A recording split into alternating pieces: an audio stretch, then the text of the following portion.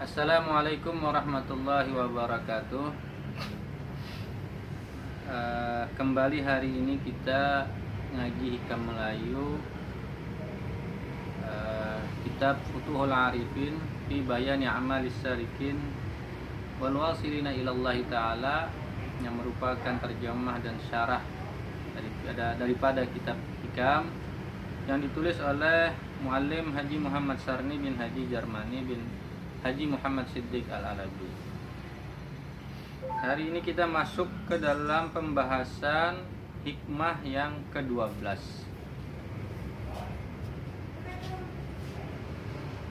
Bismillahirrahmanirrahim. Alhamdulillahirabbil alamin wassalatu wassalamu ala sayyidina wa nabiyyina Muhammadin wa ala alihi wa ashabihi ajma'in. Qala al-muallif rahimahullahu ta'ala wa nafa'na bi ulumihi wa bi ulumi aslafihi fid dharain amin. Berkata musannif Syekh Ibnu Athaillah As-Sakandari, ma nafa'al qalba syai'un mithlu uzlatin yadkhulu biha midanu fikrah fikratin. Tak ada sesuatu yang memanfaatkan hati. Ini tiada sesuatu yang memanfaatkan hati seumpama uzlah. Tiada, maksudnya tiada sesuatu yang memberi manfaat kepada hati daripada uzlah. Uzlah itu memberi manfaat yang besar terhadap hati. Yang masuk dengannya lapangan berpikir, atau dengan uzlah itu orang kemudian lapang, luas dalam berpikir. Pada umumnya hati manusia itu adalah berpenyakit, seperti loba dan tamak, mengikuti hawa nafsu, ria, ingin dilihat, ujub, merasa besar hati, dan lain-lainnya. Jadi pada dasarnya ada yang disebut dengan penyakit hati, sesuatu yang buruk yang menggerogoti hati kita, yang mendinding hati kita daripada makrifah, pengetahuan yang benar, yang bersih. Hendaklah kita menghilangkan sifat-sifat kerusakan dan penyakit batin tersebut. Jadi hendaknya kita membersihkan hati kita daripada penyakit-penyakit hati tersebut. Maka obat yang paling berguna untuk menyembuhkannya ialah beruzlah daripada manusia yang disertai dengan berpikir. Karena orang yang selamanya berkumpul dengan manusia, pikirannya tertuju kepada apa yang ada pada mereka. Jadi uzlah, uzlah itu mengasingkan diri lah dari hikuk-pikuk keduniaan atau keramaian manusia,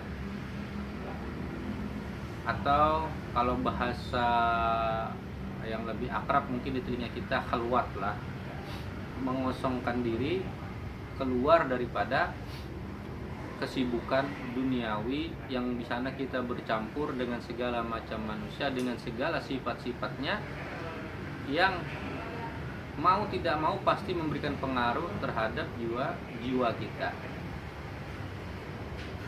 Maka tujuan daripada uzlah itu adalah untuk membersihkan hati kita.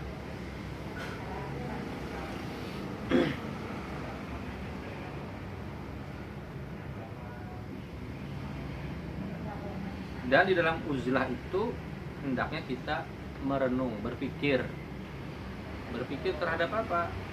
Yang pertama terhadap kesalahan-kesalahan kita,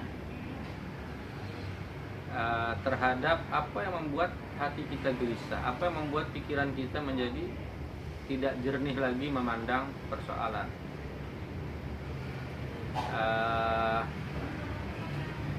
berpikir atau merenungi ciptaan Allah dan segala kebesaran yang ada padanya, yang Allah tampakkan kebesaran Allah tersebut di dalam ciptaannya.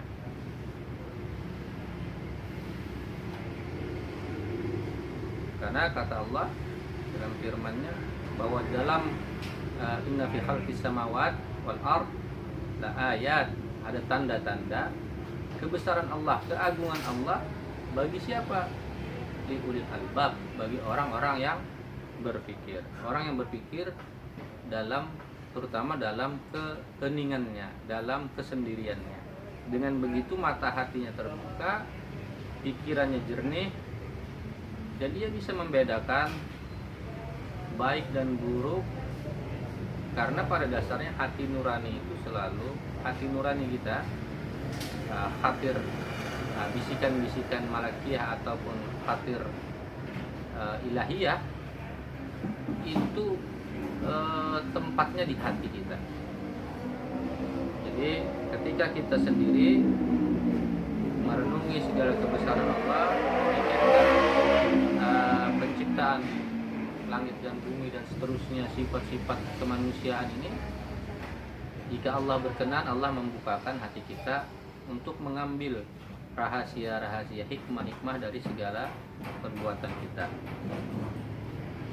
atau perbuatan manusia pada umumnya. Ia tak dapat memalingkan hatinya kepada alamul ghaib atau memikiri kepada ayat-ayat dan tanda kebesaran Allah. Jika ya terus-terusan berkumpul dengan orang banyak, jadi orang itu ada kalanya dia juga harus mengambil jarak dengan orang lain. Ada saatnya juga ia berkumpul agar juga tidak kemudian kalau terlalu sering sendiri, bisa saja bukan khatir malakiyah atau ilahiyah yang muncul, tapi justru khatir syaitaniah atau nafsunya yang kemudian mendorongnya untuk melakukan hal-hal yang bahkan lebih tercela. Jadi ada kalanya kita berkumpul dengan orang banyak, tapi ada kalanya pula kita mengasingkan diri untuk memikirkan hikmah kebaikan daripada ciptaan Allah. Maka dengan beruzlah atau berasing, mengasingkan diri, ia dapat menghindari daripada ghibah. Nah, itu salah satu kebaikannya adalah menghindari ghibah. Karena mau kada mau orang berkumpul itu sedikit banyak pasti tepandirakan keburukan orang. Itu ghibah namanya. Sebaik apapun orang, ia berpengetahuan sedikit banyak pasti tergibah orang. Maka salah satu daripada keutamaan uzlah itu menghindar daripada ghibah, menghina orang, menghindari riya. Karena kalau di hadapan orang tuh pasti ingin memperlihatkan baik upaya dirinya sendiri, itu pasti.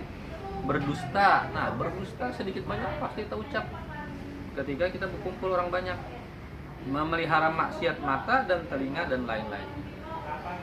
Dengan uzlah itu otomatis kita menghindarkan mata kita daripada maksiat yang mau tidak mau niscaya kita lihat di dalam ketika berkumpul dengan orang banyak. Dan bertafakur pada kebesaran Allah. Sabda Nabi kita sallallahu alaihi wasallam, tafakkaru sa'atin khairum min ibadati sab'ina sanatan. Berpikir 1 jam lebih atau 1 saat itu baik atau lebih baik daripada beribadah 70 tahun. Ingatlah bahwasanya uzlah itu adalah wasilah saja. Wasilah saja. Uzlah itu bukan tujuan.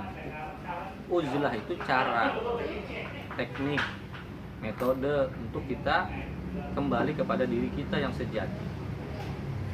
Kadang mungkin kita terus meneruskan beruzlah, pasti kita akan berkumpul lagi dengan orang banyak kemudian. Tetapi yang dimaksud ialah berpikir yang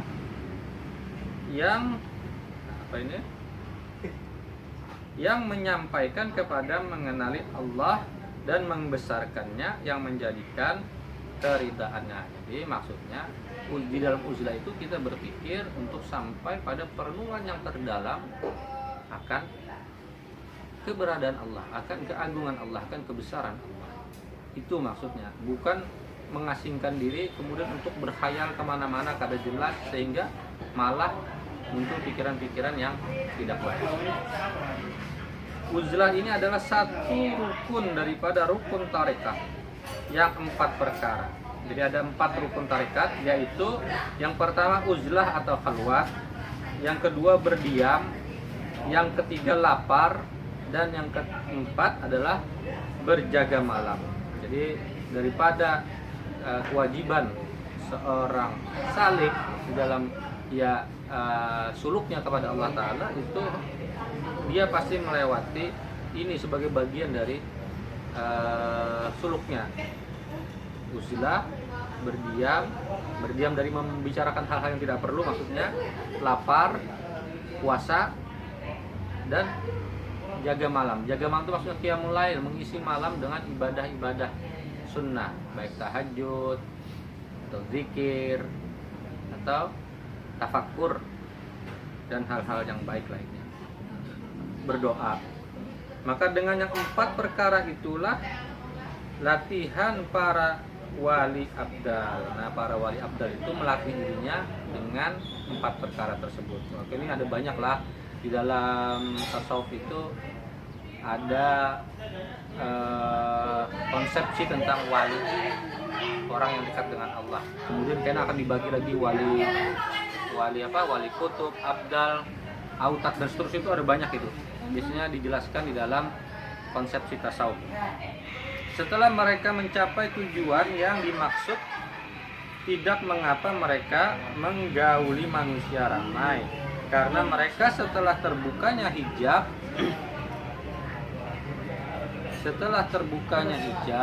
dan berpandangan dengan Allah, tidak terpengaruh lagi dengan suasana alam.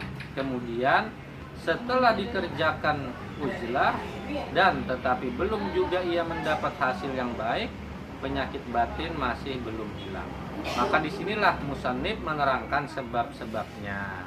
Nah, itulah. Jadi itu uzlah itu hanya satu wasilah, cara untuk kita kembali kepada rahmat kasih sayang Allah yang ingin memelihara kita daripada maksiat, durhaka kepada. Adapun kemudian setelah kita tercerahkan, ya kita kembali kepada manusia. Kita berbuat baik, kita memberikan pandangan-pandangan terbaik kita yang kita dapatkan, membina orang lain, apa sajalah manfaat-manfaat yang itu tidak akan mungkin kita lakukan kalau kita sendirian. Jadi sekali lagi, ada saatnya kita berkumpul, ada saatnya kita sendiri dalam kehidupan ini, dalam segala hal dan segala aspek, tidak saja dalam hal-hal yang bersifat keagamaan, tapi juga dalam hal-hal yang bersifat kemanusiaan atau keduniawian. Hal-hal ini memang penting, merenungi diri itu sangat penting. Mudah-mudahan kita bisa mengambil hikmah, mengambil manfaat daripada hikmah ini, berfaedah bagi kita dan bagi lingkungan sekitar kita.